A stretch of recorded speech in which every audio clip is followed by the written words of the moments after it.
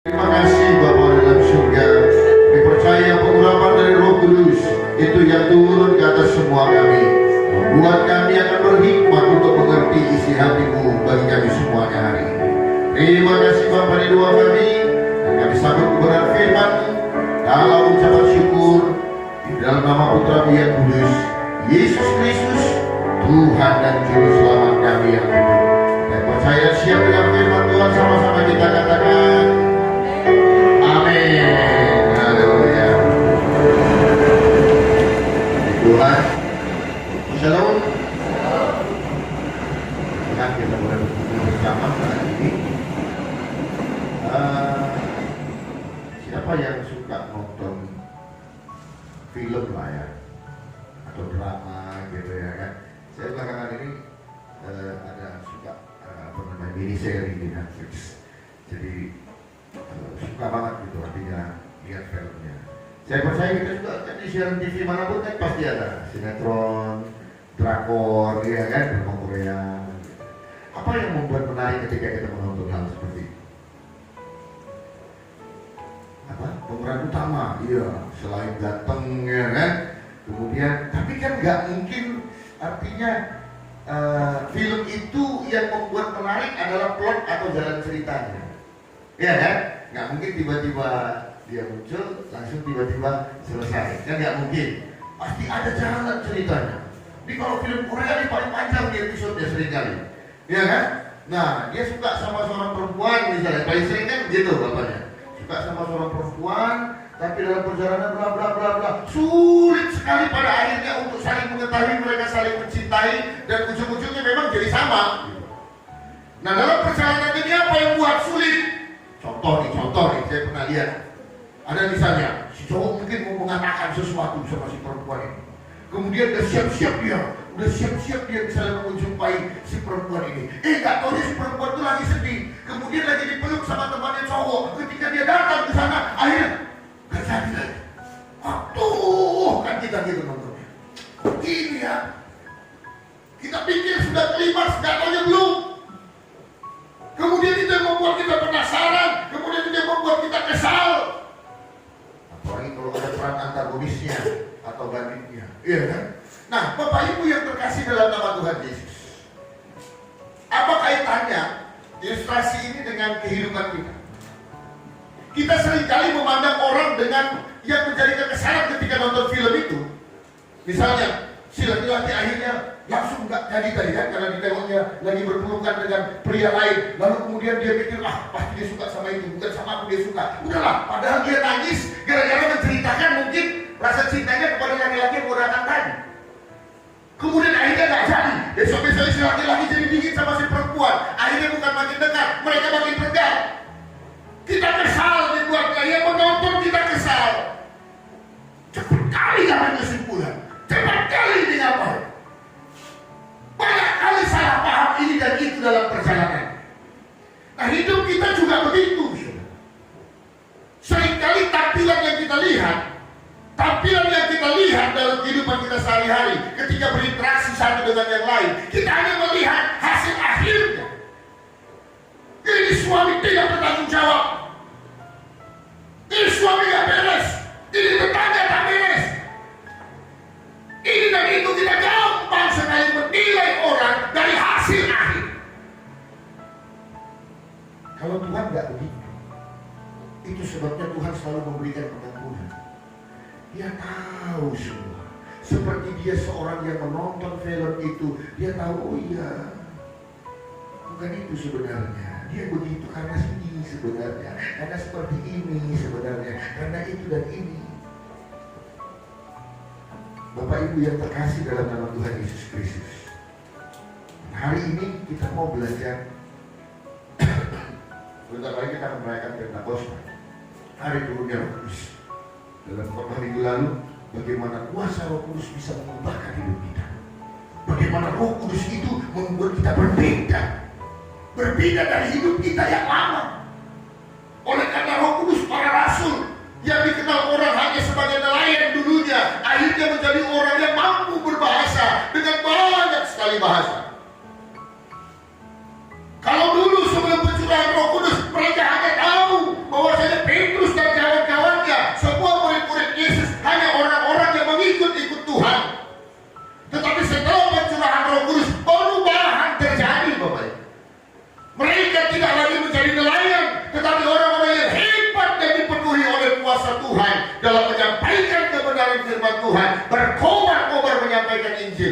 banyak bertobat pada akhirnya oleh karena kesaksian yang mereka perbuat. Pada akhirnya mereka tidak dikenal hanya sebagai murid-murid Yesus, tetapi mereka pemimpin-pemimpin gereja. Ada perubahan di sana. Oleh karena kuasa Roh Kudus, banyak orang percaya hidupnya akan tetap begitu-begitu saja. Hidupnya akan tetap berjalan di tempat. Karena apa? Karena tidak membiarkan Roh Kudus bekerja di dalam kehidupannya, menjadi besar, menguasai hidupnya, sehingga pada akhirnya masih tetap kedagingan saja yang menguasainya. Sehingga pada akhirnya dia hidupnya hanya begitu-begitu saja. Pengantar firman Tuhan buat kita semuanya hari ini, saya ambil dari kitab Kejadian pasal 25 ayat 24 sampai dengan ayatnya yang ke-34. Kejadian pasal 25 ayat 24 sampai dengan 34. Demikian firman Tuhan. Setelah genap harinya untuk bersalin, memang anak kembar yang di dalam kandungannya. Keluarlah yang pertama, warnanya merah, seluruh tubuhnya seperti jubah berbulu, sebab itu ia dinamai Esau. Sesudah itu keluarlah adiknya, tangannya memegang tumit Esau, sebab itu ia dinamai Yakub. Ishak berumur 60 tahun pada waktu mereka lahir. Lalu bertambah besarlah kedua anak itu. Esau menjadi seorang yang pandai berburu, seorang yang suka tinggal di padang. Tetapi Yakub adalah seorang yang tenang, yang suka tinggal di kemah. Ishak sayang kepada Esau, sebab dia suka makan daging buruan. Tetapi Ribka kasih kepada Yakub. Pada suatu kali Yakub sedang memasak sesuatu. Lalu datanglah Esau dengan lelah dari padang. Kata Esau kepada Yakub, berikanlah kiranya aku menghirup sedikit dari yang merah-merah itu, karena aku lelah. Itulah sebabnya namanya disebut dengan Edom. Tetapi kata Yakub, juallah dahulu kepadaku hak kesulunganmu. Sahut Esau, sebentar lagi aku akan mati. Apalah gunanya bagiku hak kesulungan itu? Kata Yakub, bersumpahlah dahulu kepadaku. Maka bersumpahlah ia kepada Yakub, dan dijualnyalah hak kesulungannya kepadanya. Lalu Yakub memberikan roti dan masakan kacang merah itu kepada Esau. Ia makan dan minum, lalu berdiri dan pergi. Demikianlah Esau memandang ringan hak kesulungan itu. Saudara, ini peristiwa tentang Esau dan Yakub. Kita tahu sama-sama pada akhirnya Yakub itu menipu bapaknya supaya dia yang bungsu dapat berkat dari berkat yang sulung. Tetapi kenapa dia berani melakukan penipuan itu? Karena dasarnya adalah peristiwa ini. Dia merasa benar untuk menipu bapaknya karena sebelumnya Esau sudah mencampakkan hak kesulungannya. Esau sudah menjual hak kesulungannya kepada Yakub. Dan saya tertarik dengan ayat yang 34, dikatakannya, demikianlah Esau memandang ringan hak kesulungan itu. Pak, kenapa orang Kristen pada akhirnya seringkali salah di dalam menjalani kehidupan? Seringkali pada akhirnya jalan di tempat, seringkali hidupnya hanya begitu-begitu saja. Karena sesungguhnya seringkali kita terjebak dengan apa? Tidak menghargai berkat yang diberikan oleh Tuhan. Tidak menghargai apa yang sudah diperbuat Tuhan dalam kehidupan kita. Kita memandang rendah kasih karunia. Kita menganggap, oh ya saya Kristen. Terus kemudian kita tidak mengambil perangkat apapun kelengkapan kita sebagai orang percaya. Kita hanya, oh ya sudah Kristen, sudah selesai. Tidak. Orang percaya itu harus menggunakan karunia dan kuasa yang diberikan Allah pada kita. Jadi kalau menjadi tentara tanpa kamu belajar untuk menembak, tanpa kamu belajar untuk berperang, tanpa kamu mengenakan kelengkapannya semua, percayalah kamu jadi tentara yang akan biasa-biasa saja. Nah saudaraku yang terkasih, kita orang percaya tidak diinginkan Tuhan hanya menjadi Kristen yang biasa. Dia mau kita menjadi orang yang penuh dengan kemenangan. Dia mau kita menjadi orang-orang yang menghargai berkat dan karunia yang Tuhan berikan di dalam kehidupan kita. Jadi jangan puas dengan hidup yang begitu-begitu saja. Jangan puas hanya dengan berjalan di tempat saja. Bapak Ibu yang terkasih, dalam satu ada seorang teolog yang bernama Osbert dalam satu kuliah yang terakhir sebelum dia meninggal. Dia katakan begini, ada 3 kunci supaya membuat hidup kita jauh lebih baik. Yang pertama adalah masalah personality, artinya masalah pribadi. Nah, kalau masalah pribadi, dia katakan yang pertama, jangan pernah bandingkan hidupmu dengan hidup orang lain. Karena sesungguhnya Tuhan bertindak sendiri-sendiri dalam menentukan jalan cerita kehidupan kita.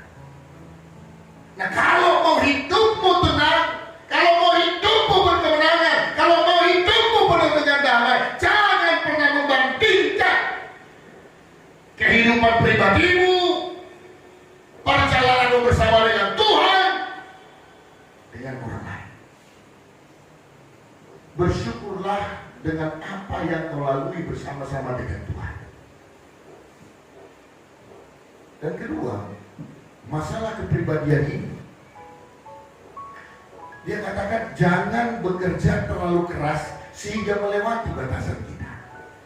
Saudara, Tuhan kita itu cukup baik, sangat baik. Kalau orang sudah berlebihan, Tuhan akan berikan alarm dalam tubuh kita, yaitu sakit. Kita demam, kita menggigil. Sesungguhnya itu alarm dari Tuhan. Kamu sudah kelewat batas. Kamu harus berhenti. Kamu harus istirahat. Waktunya berdiam. Nah, masalah kepribadian. Lalu kemudian ada yang namanya community atau komunitasmu. Di mana kamu berada akan menentukan siapa dirimu. Di mana kau berada akan menentukan siapa dirimu. Sebabnya Rasul Paulus bilang apa? Pergaulan yang buruk menghilangkan kebiasaan yang baik. Iya Pak. Kalau tiap malam kau ke kedai tua, pasti kau akan minum tua. Kalau tiap malam kau duduk bersama-sama orang yang bermain judi, pasti kau main judi. Walaupun kau bisa bilang, enggak Pak, nengok-nengok aja. Main Bapak? Enggak, nengok-nengok aja. Minum obat? Enggak, nengok-nengok aja. Nah,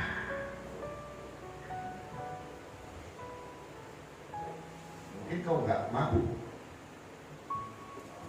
tapi setengah mabuk pasti akan terjadi suatu saat. Jadi penting sekali di mana kita bergaul, dengan siapa kita bergaul.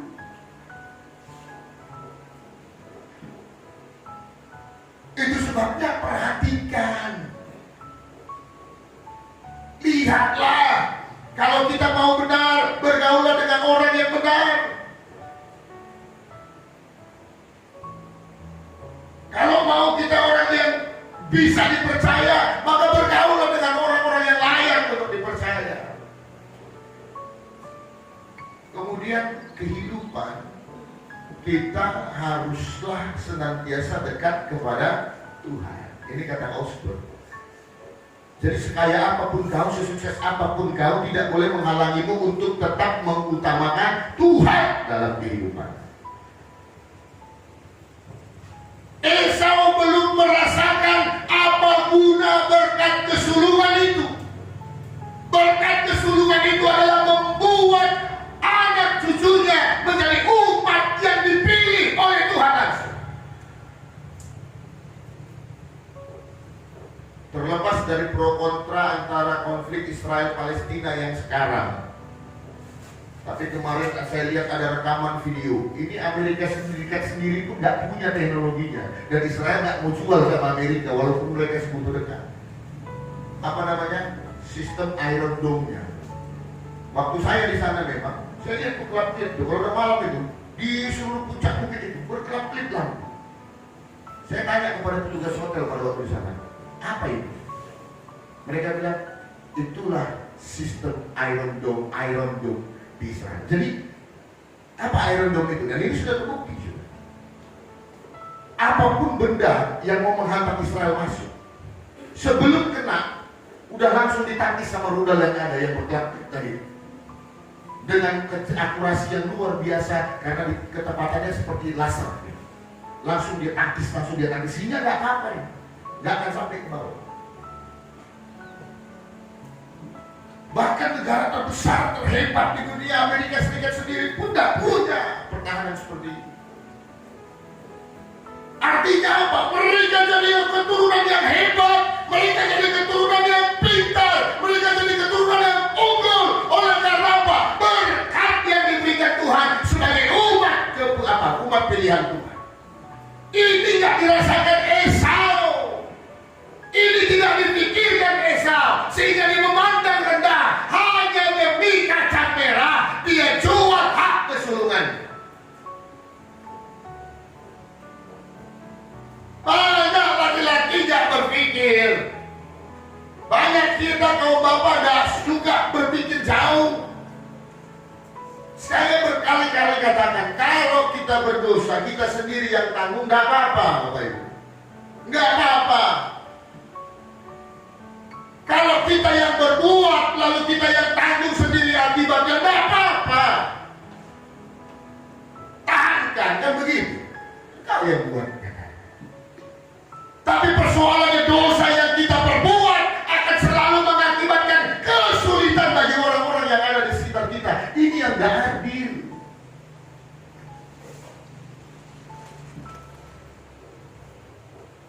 Misalnya adalah anak narkobaan, mencuri barang tetangga, lalu kemudian apa? Ketangkap, ketahuan. Daripada dipenjarakan, akhirnya apa? Diganti mamanya. Yang susah siapa? Mamanya. Kalau dia sendiri yang tanggung, dia sudah apa? Masalahnya mamanya.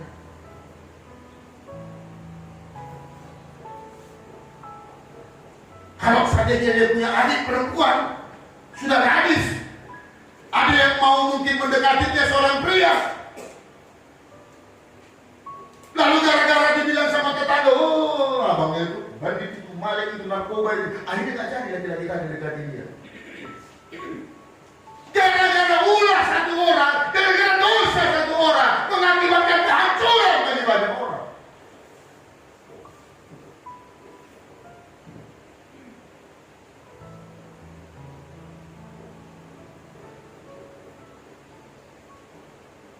Ingat ini Pak, seseorang itu adalah pantulan apa yang kita buat terhadap dia. Seseorang itu adalah pantulan dari apa yang kau perbuat terhadap mereka.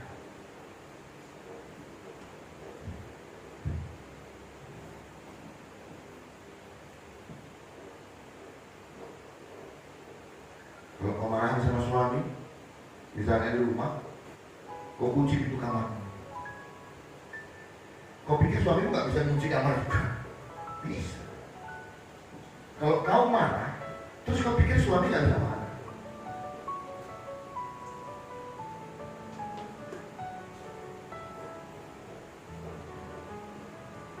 Kalau kita tak mau mengalah, terus kau pikir orang lain harus mengalah? Gak juga.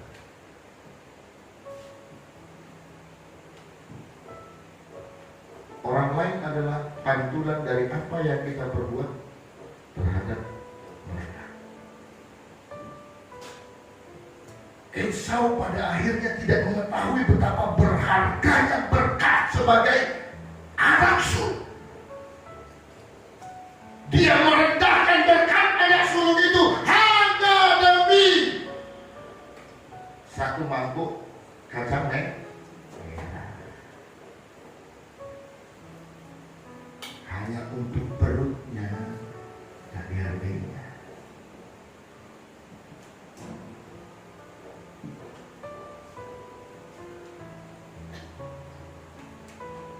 Pak Bu,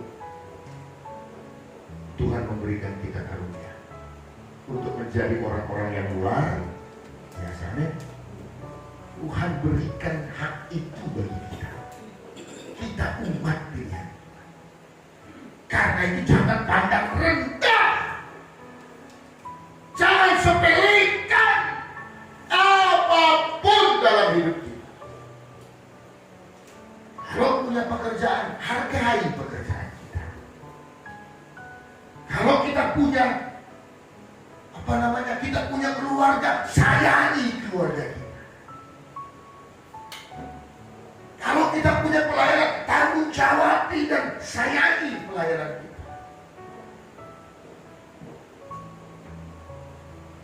Ibu yang terkasih dalam nama Tuhan Yesus, berkat yang luar biasa bagi orang yang menghargai berkat yang diberikan Tuhan. Kemudian jangan pernah jual atau jangan pernah lebih tertarik kepada hal yang bersifat sementara daripada berkat kekal yang Tuhan sudah berikan.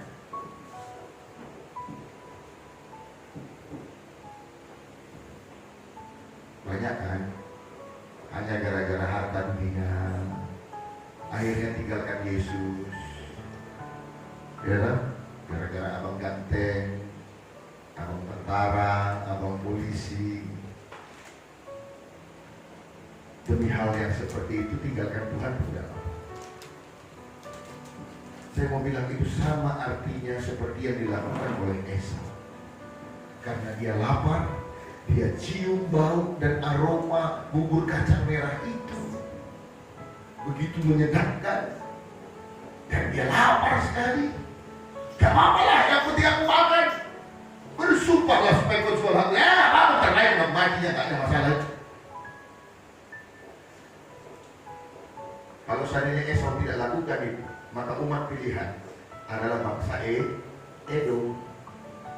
Tapi karena Esau menjual hak keseluruhan itu, Yakub berubah nama menjadi Israel, sehingga umat pilihan Tuhan adalah bangsa Israel. Hanya gara-gara perkara yang sederhana dan kecil itu. Banyak kita lebih difokuskan hanya perkara-perkara dunia, dari penguasa nafsu dunia, dari mengejar apa yang ada di dunia, sehingga pada akhirnya kita mengabaikan perkara-perkara kekekalan yang sebenarnya jauh lebih penting, jauh lebih berharga dari apa yang ada pada kita. Seperti minggu lalu saya katakan, punya mobil sampai 14, rumah sampai 25, pas mati tinggal juga ya.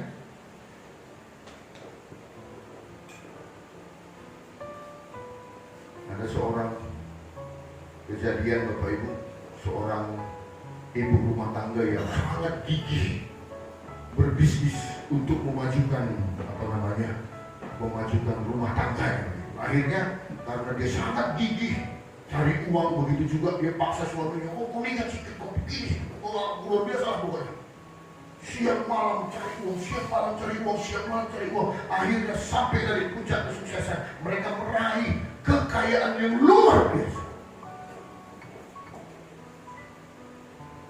Baru beberapa tahun menikmati kekayaan itu, akhirnya dia kena sakit karena apa? Terlalu diporsir semuanya. Pagi siang malam uang terus, pagi siang malam banyak cari uang ke bisnis. Akhirnya dia sakit. 3 bulan dirawat di rumah sakit, mati, meninggal. Wah, akhirnya semua bersedih. Tapi di antara keluarga yang paling bersedih, ada yang menangis dengan luar biasa. Pembantu yang sangat dekat dengan dia. Lalu pas acara gereja mau dikemudikan, begitulah dibuat acara. Setelah dikemudikan, buatlah acara penghiburan ke rumah. Lalu kemudian si perempuan ini yang pembantu ini ikut terus. Dia sangat kusuk menjalani semua ritual-ritual.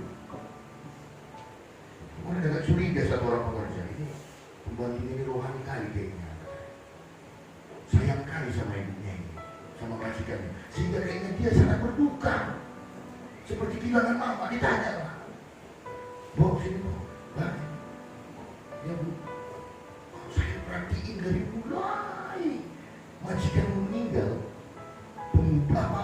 dari acara penguburan sampai dengan acara penghiburan, kok sampean yang paling sedih kelihatannya. Apa kau sangat mengasihi sama istrimu, sama majikanmu sehingga begitu apa ya?" "Enggak Pak, aku bukan sedih karena dia pergi meninggalkan aku, tapi aku sebenarnya nangis bersyukur betapa baik Tuhan sebenarnya." "Kok bisa kamu bilang baik?" "Iya baik sekali Tuhan Pak. Karena apa? Aku nggak pernah capek untuk mengumpulkan harta ini dan itu.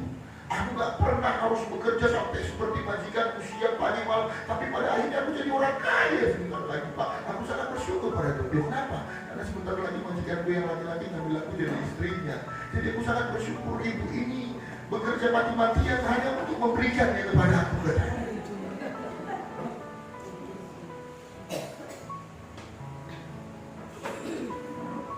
Ngeri kan?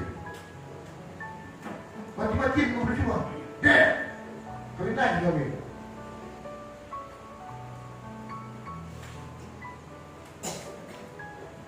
Aku percaya saja. Hargai berkat yang diberikan Tuhan. Engkau adalah orang-orang yang dipilih. Engkau orang-orang yang berhak menerima hal keseluruhan. Umat yang ditentukan oleh Tuhan untuk meraih segala kemenangan. Umat yang ditentukan oleh Tuhan untuk mendapatkan tanah perjanjian. Hargai berkat sebagai anak Tuhan. Jaga dirimu sebagai anak-anak Tuhan. Jangan mau terpengaruh hanya karena perkara-perkara dunia yang ada di hadapan kita yang hanya bersifat sementara bagi kita. Jangan kehilangan berkat seperti Yakub kehilangan berkat. Karena pada akhirnya saudara, Tuhan akan melihat dia menawarkan semua. Tapi kalau engkau tidak menerima, pada akhirnya berkat itu juga akan diakhirinya. Hargai segala hal yang ada pada kita. Apa yang dititipkan Tuhan buat kita, apa yang Tuhan percayakan buat kita, jaga, hargai dengan sebenar-benarnya. Anggap itu semua pemberian Tuhan yang harus kau kembangkan, dan itu berkat Tuhan dalam kehidupan ini. Pada akhirnya maka itu semuanya akan bertambah-tambah, akan semakin luar biasa di dalam kehidupan kita. Bapak Ibu, jangan seperti Esau yang hanya karena perkara yang duniawi saja akhirnya mengabaikan berkat keseluruhan. Kita adalah orang-orang yang nanti akan diperhadapkan dengan perkara-perkara yang seperti itu. Dunia akan menawarkan segala sesuatunya, tapi katakan tidak. Hargailah berkat sebagai anak Tuhan yang sudah diberikan Tuhan kepada kita. Nah, kalau ini yang kita lakukan, mau di mana pun, tenang. Tak perlu sampai istrimu setiap saat video call. Di mana? Gak perlu sampai setiap saat video call. Lagi ngapain? Karena orang yang menghargai berkat Tuhan dimanapun dia, yang dia ingat adalah saya anak Tuhan, dan saya tidak akan mencemarkan kepercayaan. Sebagai anak Tuhan, dia tahu saya adalah saksi Tuhan, sehingga saya harus jadi berkat, nggak malah nyusahin orang lain. Dia jadi berkat. Orang harus terlihat dia berbeda daripada yang lain. Dia harus terlihat, karena umat pilihan Tuhan adalah orang-orang yang unggul oleh karena berkat yang Tuhan berikan dan urapan yang Tuhan berikan atas setiap umat pilihannya. Kiranya firman Tuhan memberkati kita semuanya. Mari kita bersatu di dalam doa. Terima kasih Bapak kami yang baik. Terima kasih Allah kami yang hidup, kami bersyukur Bapak. Kalau hari ini Tuhan kami sudah mendengarkan kebenaran firman-Mu.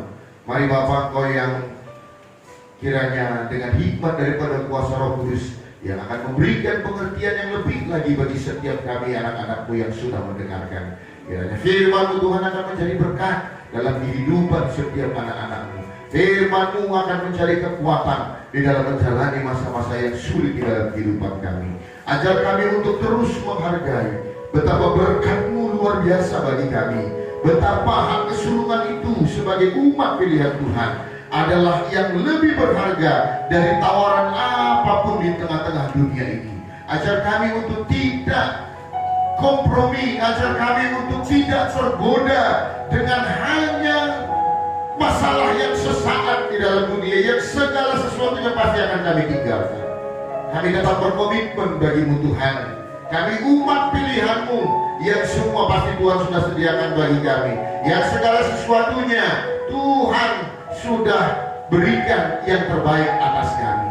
Terima kasih Bapak. Hamba tidak tahu apa yang menjadi pergumulan setiap anak-anakmu di tempat ini. Mereka datang dengan berbagai persoalan, mereka datang dengan berbagai pergumulan. Tapi hamba berdoa hari ini biarlah setiap kami mengambil komitmen di hadapan-Mu. Kami adalah umat pilihan-Mu Tuhan. Kami adalah orang yang telah mendapatkan kasih karunia-Mu.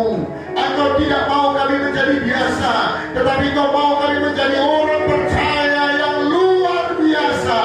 Engkau mau setiap kami mendapatkan warisan yang benar sebagai umat pilihan Tuhan.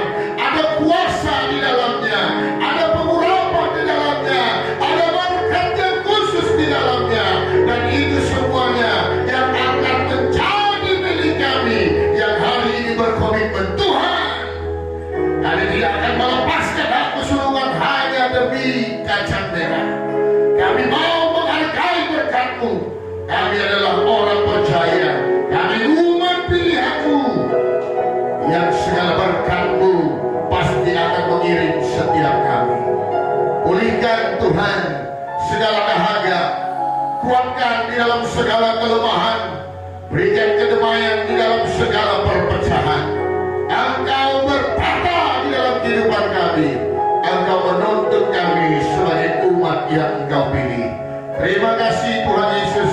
Kami percaya firman-Mu tidak akan kembali dengan sia-sia, akan bertumbuh, menghasilkan buah yang lebat di dalam kehidupan seluruh kami. Terpuji nama-Mu Tuhan. Ini doa kami, dan kami akhiri pemberitaan firman-Mu saat ini dalam nama Putra-Mu yang kudus, Yesus Kristus, Tuhan dan Juru Selamat kami yang hidup. Kita yang percaya dan diberkati oleh kebenaran firman Tuhan, bersama-sama dengan saya kita katakan